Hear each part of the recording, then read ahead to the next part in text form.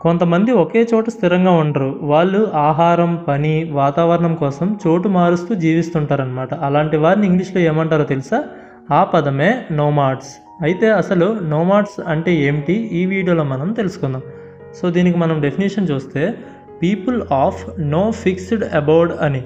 అంటే ఒకే చోట స్థిరంగా నివసించకుండా ఆహారం, నీరు, మేత కోసం ఒక ప్రాంతం నుండి మరొక ప్రాంతానికి తిరిగే జనాంగం లేదా వ్యక్తుల సమూహాన్నే నోమాడ్స్ అనే వర్డ్తో మనం చెప్పొచ్చు.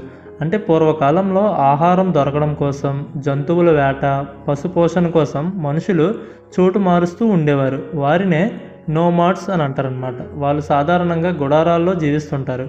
అయితే వాళ్ళు పశువులను పెంచేవారు. ఒకే చోట శాశ్వతంగా ఉండరనమాట. సో దీనికి మనం ఎగ్జాంపుల్ చూస్తే the Bedouin are famous nomads of the desert. అంటే బెడోయిన్లు ఎడారి ప్రాంతంలో ప్రసిద్ధ సంచార జాతి అని అర్థం.